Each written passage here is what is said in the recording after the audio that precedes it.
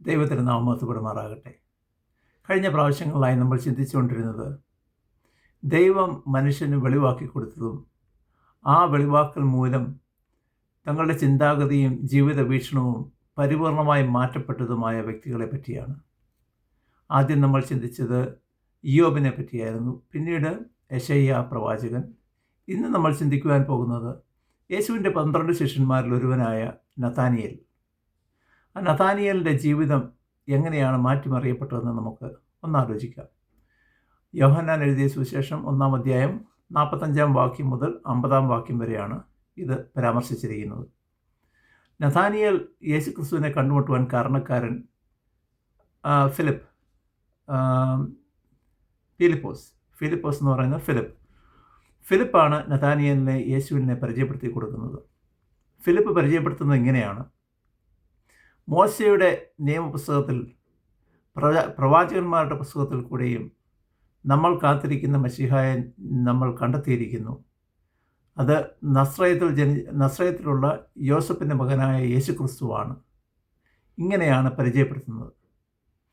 അപ്പോൾ ഈ പരിചയപ്പെടുത്തലിന് ശേഷം നഥാനിയേലിൻ്റെ പ്രതികരണം ഒരു സിനിക്കലായിട്ടുള്ള പ്രതികരണമായിരുന്നു, നിരാശയോടുള്ള പ്രതികരണമായിരുന്നു. നസ്രയത്തിൽ നിന്ന് എന്ത് നന്മ വരും? What good can come out of Nazareth? ആ കാലഘട്ടത്തിൽ നസ്രയത്ത് എന്ന് പറയുന്ന ഒരു ചെറിയ പട്ടണം, ഗലീലയിലുള്ള പ്രവിശ്യയിലുള്ള ഒരു ചെറിയ പട്ടണം, ആരും ഒട്ടും ഫേമസ് അല്ലാത്ത ഒരു സ്ഥലം, അവിടെ നിന്ന് ഒരു പ്രശസ്തിയുള്ള ഒരു വ്യക്തിയും വന്നിട്ടില്ല, ഒരു ഇൻഡിസ്ക്രിമിനേറ്റ് ആയിട്ടുള്ള ഒരു ചെറിയ പട്ടണം. ആ പട്ടണത്തിൽ നിന്ന് എന്ത് നന്മയാണ് വരുന്നത് എന്ന് പരിഹാസ രൂപേണയാണ് നഥാനിയേൽ ചോദിക്കുന്നത്. ഫിലിപ്പ് പറയും, വരൂ നമുക്ക് പോയി കാണാം എന്ന് പറഞ്ഞ് ഇവർ രണ്ടുപേരും യേശുക്രിസ്തുവിനെ കാണുവാനായിട്ട് നടന്നു പോവുകയാണ്. ആ നടന്നങ്ങോട്ട് ചെല്ലുന്ന അവസരത്തിൽ യേശുക്രിസ്തു നഥാനിയേലിനെ കണ്ടിട്ട് പറയും, ഇതാ സാക്ഷാൽ ഇസ്രായേലിൻ, കാപട്യമില്ലാത്ത സാക്ഷാൽ ഇസ്രായേലിൻ വരുന്നു. 2 കാര്യമാണ് പറയുന്നത്: മാൻ വിത്തൗട്ട് ഡിസീറ്റ്, കാപട്യമില്ലാത്തവൻ, അതുപോലെ തന്നെ സാക്ഷാൽ ഇസ്രായേലിൻ, എ ട്രൂ ഇസ്രലൈറ്റ്. ഒരു ട്രൂ ഇസ്രലൈറ്റ് എന്ന് പറഞ്ഞു കഴിഞ്ഞാൽ മശിഹായുടെ വരവിനായിട്ട് കാത്തിരിക്കുന്ന ഒരു വ്യക്തിയാവണം. രണ്ടാമത്, യഹോവയായ ദൈവവുമായി നല്ല സംസർഗം പുലർത്തുന്ന വ്യക്തിയായിരിക്കണം.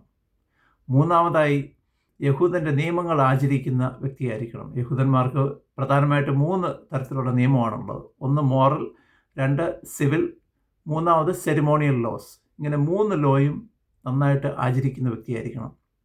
അപ്പോൾ യേശുക്രിസ്തു ഒരു ട്രൂ ഇസ്രായേലൈറ്റ് എന്ന് പറയുന്നവരുടെ ഈ 3 കാര്യങ്ങളും, ഈ 3 നിയമങ്ങളും നന്നായിട്ട് അനുവർത്തിക്കുന്ന ഒരു വ്യക്തിയായിരിക്കണം. അതോടൊപ്പം തന്നെ യേശുക്രിസ്തു അല്ലെങ്കിൽ മശിഹായുടെ വരവിനായി കാത്തിരിക്കുന്ന വ്യക്തിയായിരിക്കണം. അപ്പോൾ ഇത് പറഞ്ഞു കഴിയുന്നുണ്ട് നമുക്ക് മനസ്സിലാക്കാം, യേശുക്രിസ്തുവിനെ നഥാനിയേലിനെ നന്നായിട്ട് അറിയാമായിരുന്നു. നഥാനിയേലിൻ്റെ ഹൃദയം എങ്ങനെയുള്ളവനാണ്? കാപട്യമില്ലാത്ത വ്യക്തിയാണ്. അതുപോലെ അദ്ദേഹത്തിൻ്റെ പ്രവൃത്തിയും ദൈവവുമായിട്ടുള്ള സംസർഗവും ശുദ്ധമാണ് എന്ന് അറിഞ്ഞിരിക്കുന്ന യേശുക്രിസ്തു. ഞാൻ ഒരു നിമിഷം എടുത്തോട്ട് നമ്മളെപ്പറ്റി യേശുക്രിസ്തുവിന് ഇങ്ങനെ ഒരു സാക്ഷ്യം പറയാൻ സാധിക്കുമോ എന്ന് നമ്മൾ ആലോചിക്കുക. എനിക്ക് തോന്നുന്നു എൻ്റെ മനസ്സിനെ ഏറ്റവും കൂടുതൽ ആകർഷിച്ചതും ഏറ്റവും കൂടുതൽ സന്തോഷം നൽകുന്നതുമായിട്ടുള്ള ഒരു വിറ്റ്നസ്സിംഗ് ആണ് യേശുക്രിസ്തു നടത്തിയിരിക്കുന്നത്. സാക്ഷാൽ ദൈവപുത്രനായ യേശുക്രിസ്തു പറഞ്ഞിരിക്കുകയാണ്, ഈ Nathanael man without deceit and a true Israelite. അപ്പോൾ ഇങ്ങനെയുള്ള ഒരു നല്ല സാക്ഷ്യം നമ്മളെപ്പറ്റി പറയുവാൻ ദൈവത്തിന് സാധിക്കുമോ? അപ്പോൾ നമുക്ക് ചിന്തിക്കേണ്ട ഒരു കാര്യമാണത്. നമുക്ക് നഥാനിയേലിൻ്റെ ജീവിതത്തിൻ്റെ ബാക്കി ഭാഗം നമുക്ക് ഇൻവെസ്റ്റിഗേറ്റ് ചെയ്യാം. ഇത് പറഞ്ഞതിന് ശേഷം യേശുക്രിസ്തുവിൻ്റെ അടുത്തേക്ക് വരുന്ന നഥാനിയേൽ ചോദിക്കും, നിങ്ങൾ എന്നെ നേരത്തെ കണ്ടിട്ടുണ്ടോ? എന്നെ അറിയാമോ എന്ന് ചോദിക്കും. അപ്പോൾ യേശുക്രിസ്തു പ്രതിവചിക്കുന്നത്, I saw you under the fig tree. ഞാൻ തന്നെ അത്തിവൃക്ഷത്തിന് ചുവട്ടിൽ കണ്ടിട്ടുണ്ട്. അപ്പോൾ യേശുക്രിസ്തു നഥാനിയേലിന് പെട്ടെന്ന് അത്തിവൃക്ഷത്തിൻ്റെ ചുവട്ടിൽ ഇവൻ പോയ അവസരം എന്താണെന്ന് അവന് ഓർമ്മ വരും. വേദപുസ്തകത്തിൽ അത് നിർഭാഗ്യവശാൽ പറഞ്ഞിട്ടില്ല. പക്ഷേ ചരിത്രകാരന്മാർ പറയുന്നത്, അല്ലെങ്കിൽ വേദപണ്ഡിതന്മാർ പറയുന്നത്, തീർച്ചയായിട്ടും നഥാനിയേലിൻ്റെ ജീവിതത്തിലെ ഏറ്റവും പ്രശ്നം അഭിമുഖീകരിച്ച ഒരു സമയത്ത് ഒരു അത്തിവൃക്ഷത്തിൻ്റെ ചുവട്ടിൽ ഇവൻ ദൈവത്തിൻ്റെ അടുക്ക് പ്രാർത്ഥിച്ചിട്ടുണ്ടാവും. നുറങ്ങിയ ഹൃദയത്തോടെ പ്രാർത്ഥിക്കുന്നവൻ്റെ അടുക്കൽ സമീപസ്ഥനായിരിക്കുന്ന ദൈവം. ആ ദൈവത്തിന് നഥാനിയേൽ നുറങ്ങിയ ഹൃദയത്തോടെ പ്രാർത്ഥിച്ചപ്പോൾ കണ്ടിട്ടുണ്ട്. അത്തിവൃക്ഷത്തിൻ്റെ ചുവട്ടിൽ അവനിരുന്ന് പ്രാർത്ഥിക്കുന്നത് കണ്ടിട്ടുണ്ട്, അവനെ മനസ്സിലാക്കിയിട്ടുണ്ട്. അപ്പോൾ നമ്മൾ പ്രാർത്ഥിക്കുമ്പോൾ സമീപസ്ഥനായിരിക്കുന്ന വ്യക്തിയാണ് ദൈവം. അപ്പോൾ അങ്ങനെ ആ സമീപസ്ഥനായിട്ടുള്ള ദൈവം, നേരത്തെ ഇവനെ അറിഞ്ഞിരിക്കുന്ന, ലോകസ്ഥാപനത്തിന് മുന്നേ തന്നെ നമ്മളെ എല്ലാവരെയും അറിയാവുന്ന ദൈവം, അല്ലെങ്കിൽ പ്രാർത്ഥിക്കുന്ന ഉടനെ നമ്മളുടെ മനസ്സിനെ അറിയുന്ന ദൈവം, നമ്മളെ അറിയുന്ന ദൈവം, ഇവന് പെട്ടെന്ന് ഈ കാര്യങ്ങളെല്ലാം മനസ്സിലായി. അവൻ തിരിച്ച് യേശുക്രിസ്തുവിനോട് പറയുന്നത്, you are the son of God, you are the king of Israel. ഇവൻ അധികം നേരം ഒന്ന് ചിന്തിച്ച് കാൽക്കുലേഷൻ നടത്തി ഒന്നും പ്രതികരിക്കേണ്ടി വന്നില്ല. ഇത് കേട്ടുടനെ ഇവനെ ദൈവത്തിന് നന്നായിട്ട് അറിയാം എന്ന് മനസ്സിലായപ്പോൾ, അല്ലെങ്കിൽ ഇവനെ ഈ മുന്നേ നിൽക്കുന്ന വ്യക്തിക്ക് നേരിട്ടറിയാം, ഇവൻ്റെ മനസ്സിലും ഹൃദയവിചാരങ്ങളും ദൈവത്തിന് അറിയാം എന്ന് മനസ്സിലാക്കിയപ്പോൾ നഥാനിയേലിന് മനസ്സിലായി, ഇത് സാക്ഷാൽ ദൈവപുത്രനാണ്, ഇവനാണ് ഇസ്രായേലിൻ്റെ രാജാവ്. ഇവൻ ഈ സാക്ഷ്യം തിരിച്ച് യേശുക്രിസ്തുവിനെ അടുക്ക പറയുന്നു, നീയാണ് ദൈവപുത്രൻ, നീയാണ് ഇസ്രായേലിൻ്റെ രാജാവ്. അപ്പോൾ ഇത് പറഞ്ഞതിന് ശേഷം യേശുക്രിസ്തു പറയുന്നു, ഇവൻ്റെ വിശ്വാസം കണ്ടതിന് ശേഷം യേശുക്രിസ്തു പറയുന്നു, നമ്മൾ തമ്മിലുള്ള ഈ ബന്ധം ഇവിടെ നിൽക്കുന്നതല്ല, നീ എൻ്റെ കൂടെ ചേരും, ഇനിയിപ്പോൾ നീ കാണാൻ പോകുന്ന അത്ഭുതങ്ങളായിരിക്കും. ഏറ്റവും വലിയൊരു പഴയ നിയമവുമായിട്ടൊരു കമ്പാരിസൺ പറയുന്നു, നീ ഗോവണിയിലൂടെ മേളിലോട്ടും താഴോട്ടും മാലാഖമാർ കയറി ഇറങ്ങുന്നത് കാണും എന്ന് പറയുന്നു. അതായത് യേശുക്രിസ്തുവാണ് പാപപരിഹാരമായിട്ട് ക്രൂശിൽ തൂങ്ങപ്പെട്ടതിന് ശേഷം ദൈവവുമായിട്ട് മനുഷ്യൻ്റെ ആ ബന്ധം ഊട്ടിയുറപ്പിക്കുന്നത്. ദൈവവുമായിട്ടുള്ള ആ അകന്നു നിൽക്കുന്ന ആ ഛാസം അടച്ച് ഗോവണി സ്ഥാപിച്ച് നമുക്ക് ദൈവവുമായിട്ട് നേരിട്ട് ബന്ധപ്പെടുവാനായിട്ടുള്ള, സംസാരിക്കുവാനും സംസർഗം പുലർത്തുവാനും ആ വ്യക്തിപരമായ ബന്ധം സ്ഥാപിക്കുവാനായിട്ടും സാധ്യമാക്കുന്ന ഗോവണിയാണ് യേശുക്രിസ്തു.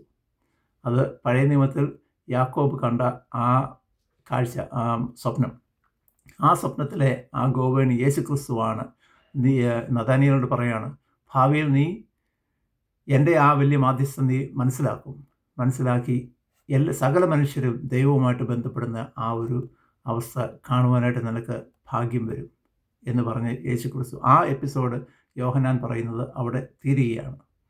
അപ്പോൾ നമുക്ക് ഇതിനകത്തുനിന്ന് മനസ്സിലാക്കാൻ സാധിക്കുന്നത്, യേശുക്രിസ്തുവിൽ നിന്ന് ഒന്നും പ്രതീക്ഷിക്കാതെ നസറത്തിൽ നിന്ന് ഒരു ഗുണവും വരില്ല എന്ന് പറഞ്ഞുകൊണ്ട് പോയ ആ നഥാനിയേൽ, അവൻ്റെ കാഴ്ചപ്പാടും ജീവിതവും മുഴുവൻ മാറി.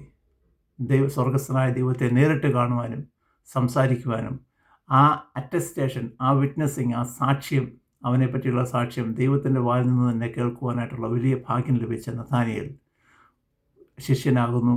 അതിനുശേഷം ക്രിസ്തുവിൻ്റെ മരണവും ഉയർത്തെഴുന്നേൽപ്പും എല്ലാം കാണാൻ സാധിക്കുകയും അതിനുശേഷം നല്ല സാക്ഷ്യം വഹിച്ച് ജീവിതം യേശുക്രിസ്തുവിന് വേണ്ടി ബലി കഴിക്കുവാനും സാധിക്കപ്പെട്ട ഒരു വലിയ മഹത് വ്യക്തിയാണ് നഥാനിയേൽ. വേദപുസ്തകത്തിനകത്ത് നഥാനിയേലിനെ പറ്റി അധികം പറഞ്ഞിട്ടില്ല എങ്കിലും നിങ്ങളെല്ലാവരും വായിക്കേണ്ട ഭാഗമാണ് യോഹന്നാൻ എഴുതിയ ലേഖനം, യോഹന്നാൻ എഴുതിയ സുവിശേഷം 1-ാം അധ്യായം 45 മുതൽ 50 വരെയുള്ള വാക്യങ്ങൾ. ഇതിനകത്ത് നന്നായിട്ട് ധ്യാനിച്ച് പഠിക്കുവാനായിട്ട് വളരെയധികം ഉണ്ട്. I strongly encourage to read. Nathaniel എന്ന് പറയുന്ന വ്യക്തി നമുക്ക് ഒരു നല്ല സാക്ഷ്യമായിട്ട്, അത് മുഖേന നമുക്കും നല്ലൊരു സാക്ഷിയായിട്ട് യേശുക്രിസ്തുവിൻ്റെ മുന്നാകെ ജീവിക്കുവാനായിട്ട് സാധിക്കട്ടെ എന്ന് പ്രാർത്ഥിച്ചുകൊണ്ട് നിർത്തുന്നു.